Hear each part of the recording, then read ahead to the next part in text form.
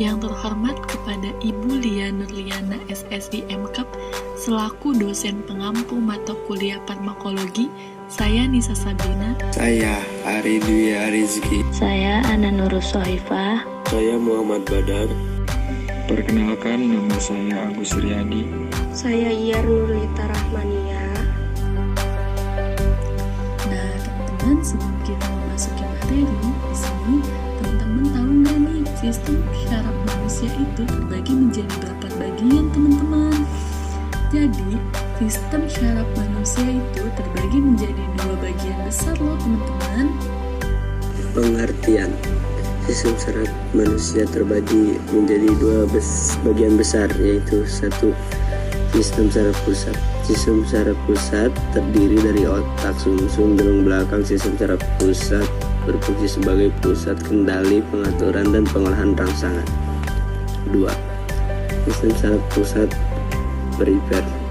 Sistem saraf pusat perifer berfungsi untuk menghubungkan sistem saraf pusat ke organ, otot, dan tulang. Sistem saraf pusat ini terbagi menjadi 3 dengan fungsi yang berbeda-beda, yaitu 1. Saraf otonom untuk mengatur fungsi tubuh seperti detak jantung, tekanan darah, pencernaan, dan suhu tubuh. 2. Saraf motorik untuk mengontrol gerakan dengan mengirimkan sinyal dan otak dan tulang belakang ke otot. 3. Saraf sensorik untuk mengirimkan sinyal dari kulit atau otot kembali ke tulang belakang dan otak sehingga informasi tersebut dapat diproses sebagai rasa sakit atau sensasi lainnya.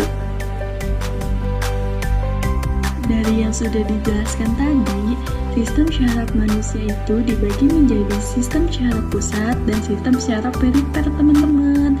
Adapun sistem syaraf perifer dibagi lagi menjadi 3 bagian, teman-teman.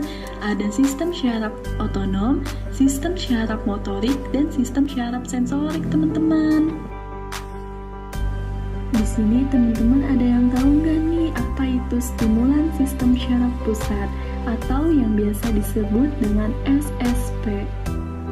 Stimulan sistem saraf pusat atau SSP adalah obat yang dapat merangsang cerebrum medula dan sumsum tulang belakang. Stimulasi daerah korteks otak depan oleh senyawa stimulan SSP akan meningkatkan kewaspadaan, pengurangan kelelahan pikiran, dan semangat bertambah.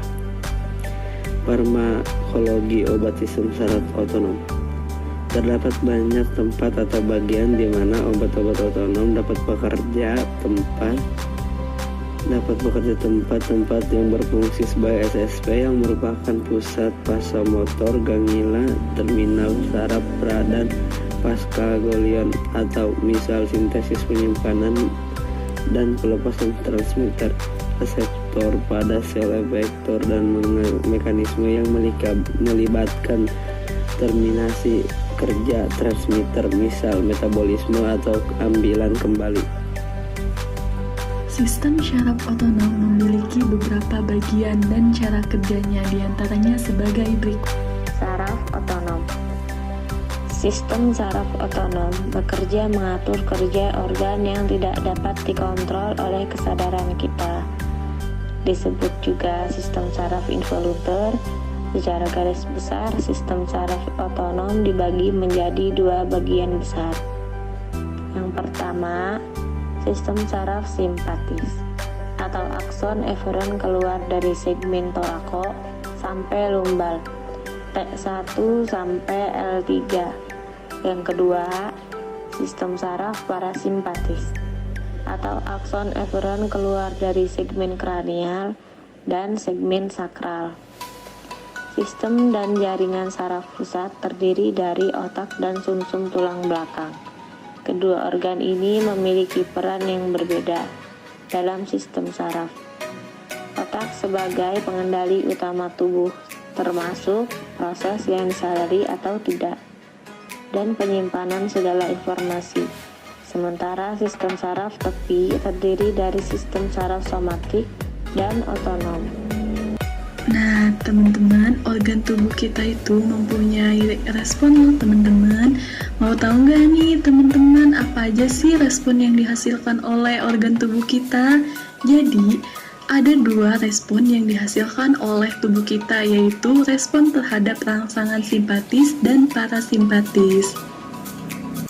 Respon organ tubuh terhadap rangsangan simpatis dan parasimpatis.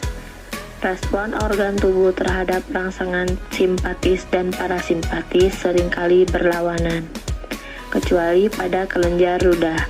Misalnya, pada jantung dan pembuluh darah, rangsangan saraf simpatis akan menghasilkan efek takikardia dan vasokonstriksi.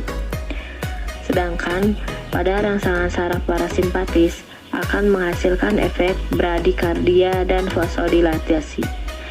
Secara sederhana, penyebab perbedaan efek tersebut karena pelepasan 2 zat yang berbeda dari setiap ujung saraf simpatis dan parasimpatis. Ujung saraf simpatis akan melepaskan norepinefrin atau bersama sedikit epinefrin. Ujung saraf parasimpatis melepaskan asetilkolin. Obat-obat otonom. Nah, teman-teman, obat-obat otonom itu memiliki cara kerja tersendiri loh. Adapun cara kerjanya diantaranya sebagai berikut.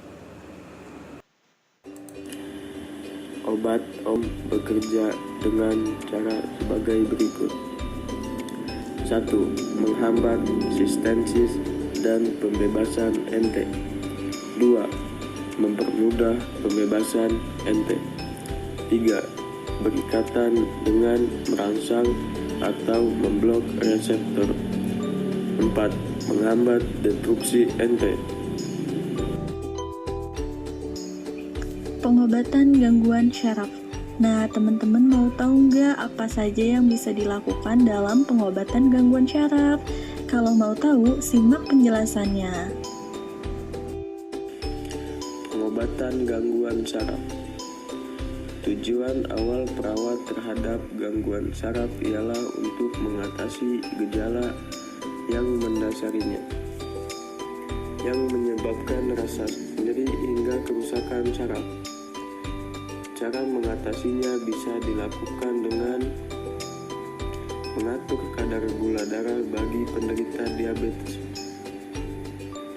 mengatasi kekurangan nutrisi, mengganti jenis obat yang menyebabkan kerusakan saraf, terapi fisik atau pembedahan untuk mengatasi kompresi trauma pada saraf, obat untuk mengobati kondisi autoimun. Selain itu, dokter dapat meresepkan obat yang ditunjukkan untuk meminimalkan rasa sakit saraf yang dirasakan seperti paracetamol untuk menghilangkan rasa sakit, antidepresan trisiklik seperti amitriptyline, desipramine, serta duloxetine dan penlapakin. Beberapa obat anti kejang dan krim capsaicin, diazepam, penition, pentobarbital, carbamazepine, clonazepam. Di dalam obat-obatan sistem syaraf ada juga loh teman-teman obat-obatan yang mempengaruhi fungsi SSO. Di sini teman-teman mau tahu nggak sih apa aja obat-obatan tersebut?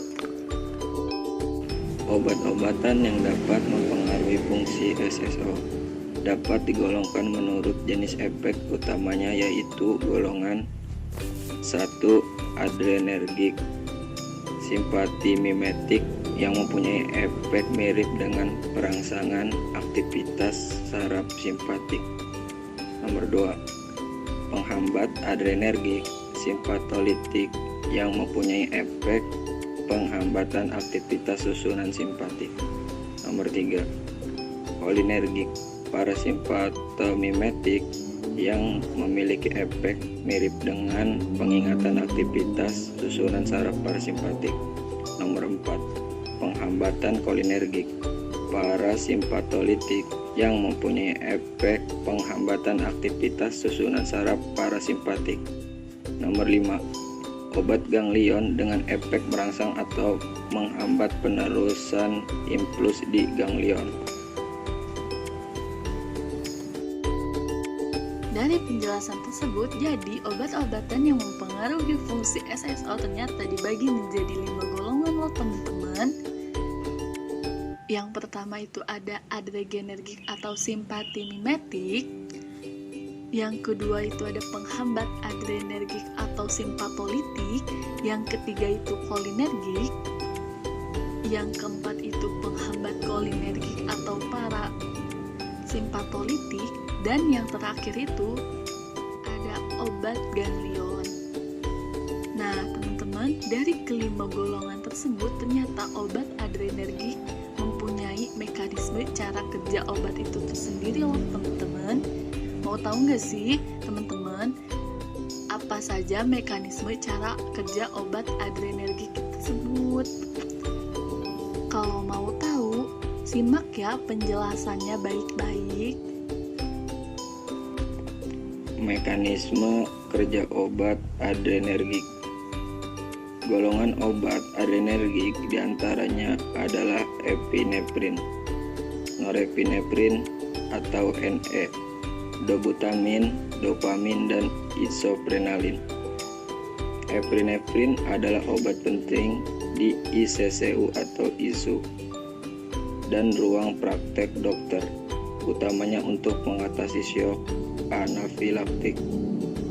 Norepinefrin atau NE disintesis dari dopamin dan dilepaskan oleh medula adrenal ke sirkulasi. NE bekerja sebagai agonis reseptor alfa di arteri sehingga menimbulkan vasokonstriksi dan peningkatan tekanan darah tanpa meningkatkan heart rate. Dopamin bekerja sebagai agonis reseptor beta 1 meningkatkan kontraktilitas miokard dan meningkatkan frekuensi denyut jantung. Dobutamin bekerja sebagai agonis reseptor beta 2 adrenergik, meningkatkan kontraktilitas miokard dan meningkatkan frekuensi denyut jantung. Dasar farmakoterapi jantung dan pembuluh darah.